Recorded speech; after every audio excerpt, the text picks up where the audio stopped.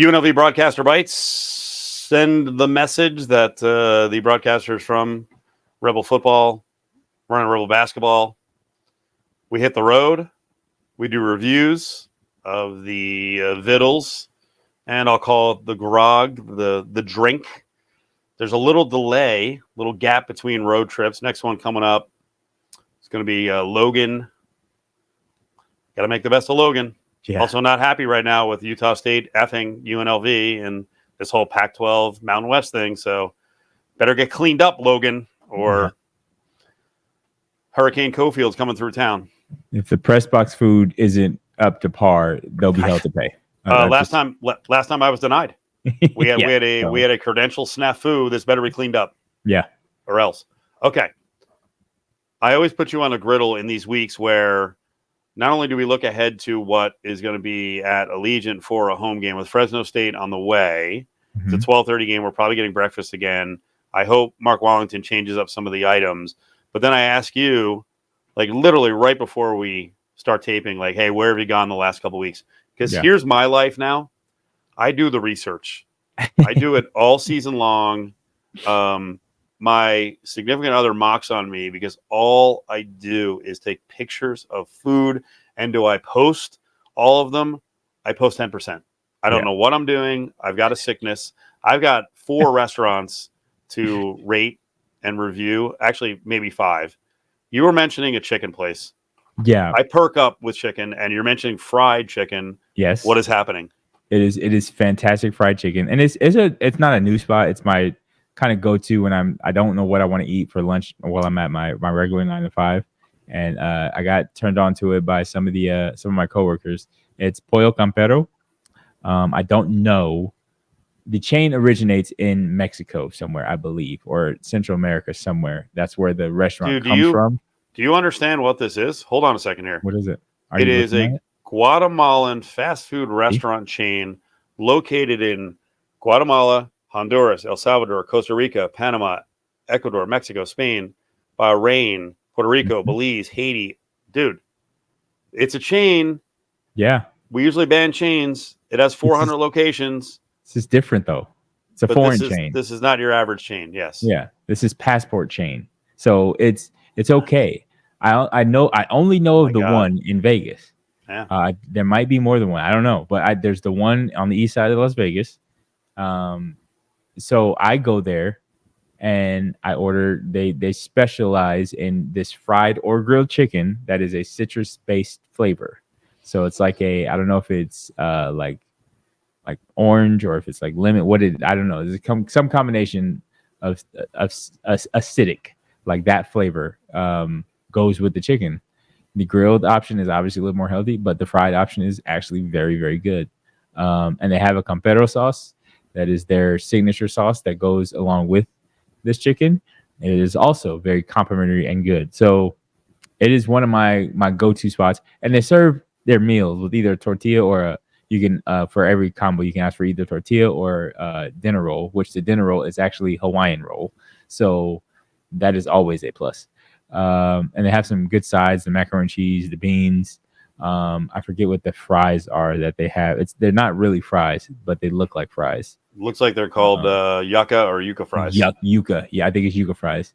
I think they're really good. And then they have empanadas. They have like that kind of stuff as well on the menu, but it's known for the chicken, and it's a special way that the flavor that they would grill their chicken with. And it is delicious. It is really, really good. All right. Well, Thursdays, my local show, Cofield and Company, is at Circa, so I will be hitting the location. There's actually 2. There's one in North Las Vegas. The one you're talking about is on East Charleston in the 4500s. Hello. Okay. See, I didn't even know about this place, and now I'm in. I'm probably going there on Thursday. So before I get to my reviews, I was presented with one of the most exhilarating opportunities, yet the scariest in my entire lifetime. And I'm in my mid-50s. And I didn't commit to it initially. Has anyone seen that at the Syracuse game, 2 Fridays from now, they're going to be doing an early 4:30, get in the stadium, hang out at the Torch Bar upstairs, Mhm. the Al Davis Torch, Mm-hmm. and they're going to be doing a happy hour with half price beers. They did it last year. They want to make it Yep. bigger and better than ever. This is UNLV and UNLV football. Mm-hmm. There's going to be a meet and greet. Kenny Mayne, Yeah. who of course backed up Randall Cunningham back in the day and is probably Yeah. better known for SportsCenter and ESPN. Yeah. By the way, he's a great guy. Anytime he's at a game, I'm probably super freaking annoying with him, but I always chat him up, because he's an icon Yeah, in the he's a sports legend. media business, Yeah. and he played at UNLV, and you can actually talk football with him. And then he always talks about he's got some leg injuries, he's got a certain brace, and it's like saved his life. I always find it fascinating. Meet and greet with him. The other meet and greet is with another dignitary UNLV alum from the world of competitive eating. Really? Right, yes. The greatest female eater in the history of competitive eating, at least under the MLE umbrella, and I think she could beat just about anyone at lots of competitions. Mickey Sudo Wow. is doing part of the meet and greet. Now, why is that? And by the way, Mickey did 50 plus hot dogs I was gonna say, how did she do this last? in the last 4th of July contest. She did 50 plus hot dogs, almost beat her husband, That's Nick insane. Weary. I think they finished like 2 hot dogs apart. By the way, we didn't talk about it. And really, this show is a coverall for eating and going out. But Netflix had one of the greatest events ever. Basically, it was what Mayweather and Pacquiao should have been. They should have fought 5 times, and then when they finally did, it kind of sucked. Yeah. These two guys come together, Chestnut and Kobayashi, and Kobayashi was a grand champion. Chestnut comes in like 15 years ago, overtakes him, and then Kobayashi's like, hey, I want more. I want to be able to eat independently. And the bosses there are like, we don't need you. Get out. And Kobayashi had retired about 6 months ago. Yeah. And he came out and he did, I'm trying to think of the final number. I think he did like 68 hot dogs. He destroyed the Nathan's winner. Mm-hmm. And then Chestnut went, whatever it was, 80 plus. I can't remember the numbers, but they combined, they did 150 hot dogs. I think it was 82-68. It's insane. It's like everything you wanted all those years. Yeah. When they didn't battle. It lived up to the hype. So Mickey Sudo at halftime, in honor of Breast Cancer Month and to raise money for the cause, is going to be eating pink donuts. Wow. She will be competing against a cavalcade of contestants, including someone from the media. Oh, who is this? Adam? It's not. I was actually invited. You're doing this. Well, no. There's no well. I'm 99. No, I'm 99% committed because I have a couple of questions. One, I have a job to do. Yeah, stop it. And in the second half, me all loaded up with donuts. I move a lot. I got to run sometimes. No, you don't. I could just vomit it up.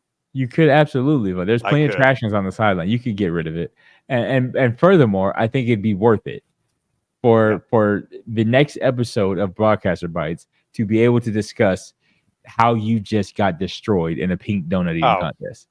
It's not even a question. It's by how much, and it's me managing things mentally. Yeah. Like, could I eat until I'm very sick? Yes. Do I just make a yeoman's effort and do, because I have a feeling it's going to be like 2 or 3 minutes. It ain't going to be 10 minutes of us eating freaking donuts. Right. So how many can I eat in 2 or 3 minutes? Yeah. I don't know what the donuts are. I don't know what the rules are. Yeah. I'm throwing all caution to the wind. I will get annihilated. I don't know the contestants I'm going against. Do I try for second place, or do I just, for craps and giggles, just go out there and throw down like 4 donuts? No, you don't go out. First of all, we do nothing for craps and giggles. All right. This is a serious production that we're putting together here. Yes. If we're going to compete, we're going to give it our all. Okay. You might be fighting for second place, but damn it, you're going to win second by a mile. Okay, so we need to train. We have what, 3 days I to get you know. ready for this. No, no, I no. heard that It's there's 2 Fridays, and the okay. funny thing Yeah, that's is, right. That's right. I announced I was committed last Friday or Thursday, and I was like, I'm going into training immediately. Yep. I'm going to have to do a couple of day fast, and then I'm planning on losing a lot of weight. And what have I done since training? All I've done is eaten. I have eaten everything I could You find. Like that's you've been not on the right location training. like every day for the I know. with Cofield All I stuff. do is talk about food. And I'm like, wait, what happened to training? I've already lost No. it. So I've heard that you do some fasting, and this is from Joey Chestnut. Yeah. That you gotta do some fasting, you gotta maintain your calories, you gotta watch your cholesterol, all that good stuff.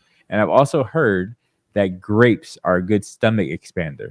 So like if you eat grapes as like your training food, like just Mm. sit there and pound grapes to expand your stomach, that I've heard that that's worked. So somebody's gonna have to fact check that. I don't know. I could be full of it, and I don't think you can get any real serious training done in 2 weeks. Nah. But I do want to know what kind of donuts these donuts will be, because if we're talking about like a Krispy Kreme style I donut, know. they're really like squishy. Like you can get a whole donut in one bite if you really put your mind to it. But are we talking like pink box? Because those are, a couple bites at least to get those down. Yep. And are you dunking anything in water before you eat it? Well, I don't know about the dunking rules. I was told maybe milk, but I think milk, It's heavier. like to use the line from Ron Burgundy when he was dribbling the milk all over his face, all depressed, and he was like, "It's a bad day for milk." Like that eating could be a bad day. Yeah. But I might want to break down the donut. Here's the problem: I might drink more milk than eat donut. I love milk. I'm like one of the last people who is completely strongly lactose tolerant. So that's Strong. insane, because I can do lactose free milk now, which is a great recent discovery in my life, because I was an almond milker for a while, and I'm glad to be back on dairy milk. I have to say, but lactose free for now. Yeah. So I was gonna say, if you like milk, don't come back up to the press box if you're gonna be down there chugging milk. But if you're good with lactose, then I think it's safe. I noticed one thing in the Kobayashi chestnut deal. They were drenched after the contest. Like sweating? No, because they could drink water. They couldn't Just dunk like- the buns. They could drink it. If I'm drinking, I'm dribbling. Again, So I have a job to do. that. I'm not. I don't like Syracuse, so I got to be on point in the second half. There's so much to decide here. Okay, that was the Rutgers in you coming out. Priorities here, Steve. It totally is. Yeah. And also, I have to size up the opponents. I think they're going to have a former UNLV football player in, who will probably come out with overalls to be intimidating. I think it's an intimidating thing if you wear the overalls. Maybe I should get overalls. Do I have overalls? I don't think I do. You should definitely get overalls, but you have to wear them the whole game. So you don't just put them on for the thing. You come out for pregame, your first sideline report with us, and you're in overalls. And when you track down coach for the halftime interview live, I want to see the shock on his face, and if he breaks character and gives you any compliments or any heckling for wearing overalls on the sideline. Do I wear a poncho for like rain? It's like to prevent the water from Dude, leaking? it's gonna be a mess. I'm gonna have to drink during this to like chop them up. But that's the point. Like, I want it to be a mess. We need to get the vast sound crew at Cofield and Company. We need to get somebody down on the field to record this and to be like right in your face to get this document, especially for us, so we can review your technique, your form, your outfit, everything. Because there's so much more to this competition, just stuff in your face, right? This is a serious sport that needs to be taken seriously. Well, and I don't know right now if you're willing to do what you need to do. I feel like the poncho would just interfere with your hand to mouth motions, Yeah. When I was first approached with this potential eating contest, and as of now, I'm committed against Mickey Sudo and others at halftime of the Syracuse game. It's donuts we'll be eating. The person said, "This is all for fun," and I immediately said, "I'm like, competitive eating is not fun." No. There's no fun. Okay? There's nothing that you put the word competitive in front of that is meant to be fun. It's meant to be win or lose, number one. And then on top of that, eating that much that fast is painful. Dude, can I tell you? It's not for your fun. It's for our fun watching you. So yeah. And I've never claimed to be a speed eater. I'm more of a marathon eater. And even that, I'm telling you, there's a science to this, man. The competitive eaters, for the most part, are not fat. No, they're not. And it's science that when you're fat, you have that extra. You're actually keeping your stomach from expanding. You have that extra layer of blubber. Yeah. I'll tell you, I oftentimes on radio, if we try to eat, we have a short break. I got cheesecake today during the show. Yeah. And I ate 3/4 of the cheesecake in like record time. And then 20 minutes later, I'm like, man, I shouldn't have eaten that cheesecake that fast. And now I'm planning on trying to, I don't know. The other thing we thought about was having one of the guys on the show to represent Cofield and Company. So our most fit and biggest guy is Griffin, who played at Cal Poly, played a little bit at Utah, defensive end. He's 6'5", 250. I think he could probably do like 5 donuts a minute.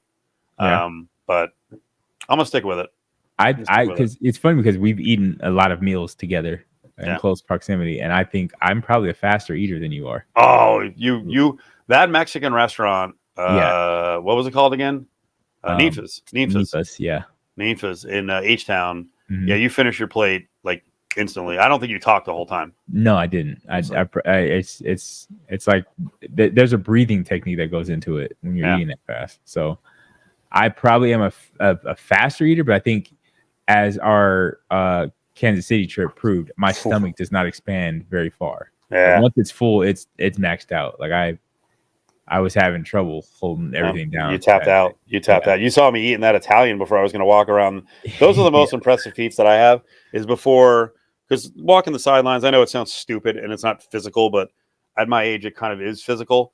I've had a couple of times where I ate, like, frankly, way too much. The ill-advised eating before a game. And the Italian joint, Italian Delight, our buddy Renee, I had a full piece of lasagna. I had 3 meatballs. I had most of a cannoli. I had a slice of pizza. And then walked out there like it was nothing. Champ.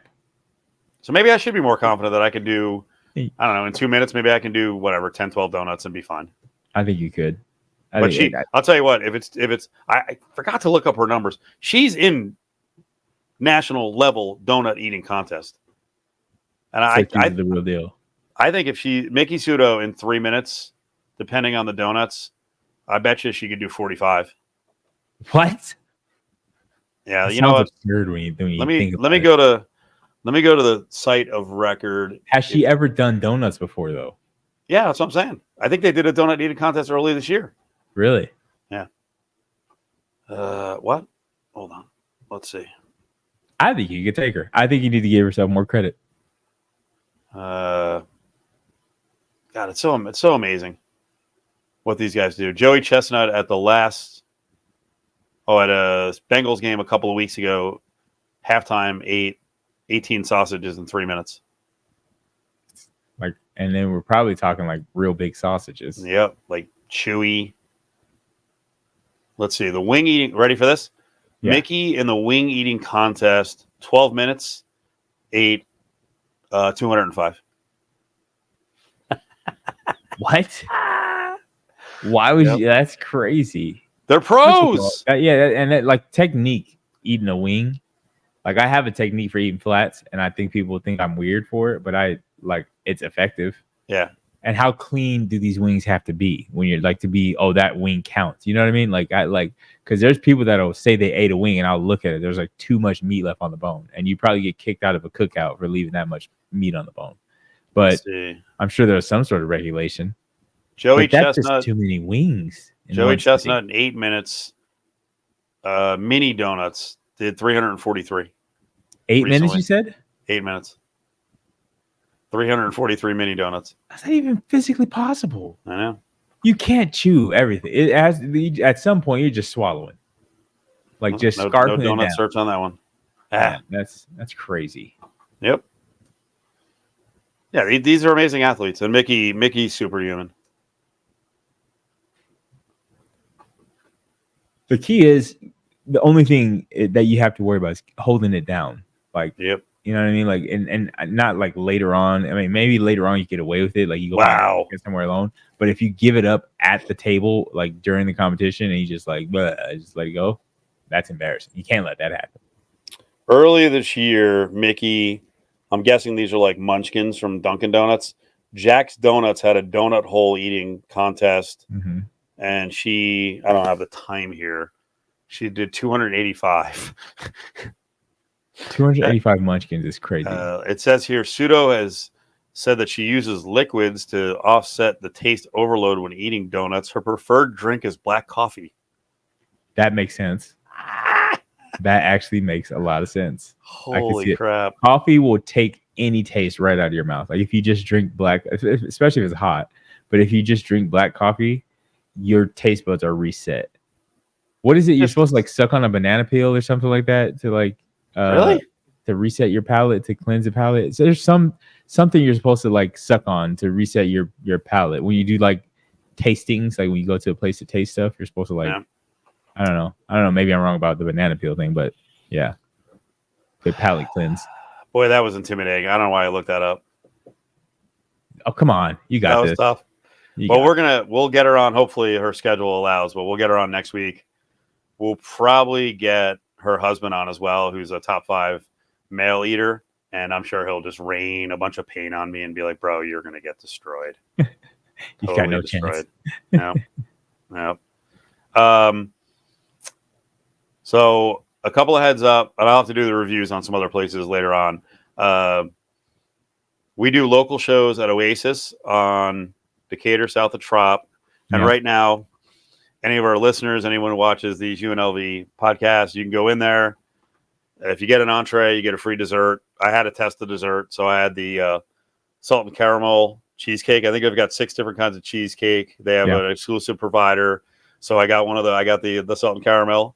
It's good, man. It was really good. Yeah. Really good. And you know I'm a cheesecake guy too. So I prefer just a regular New York cheesesteak with strawberries. Yeah. So I heard you talking about it today on Cofield and Company. I was like, yeah, I'm probably gonna make my way down there at some point. You got to stop in. Yeah, you get an entree, you get a free dessert.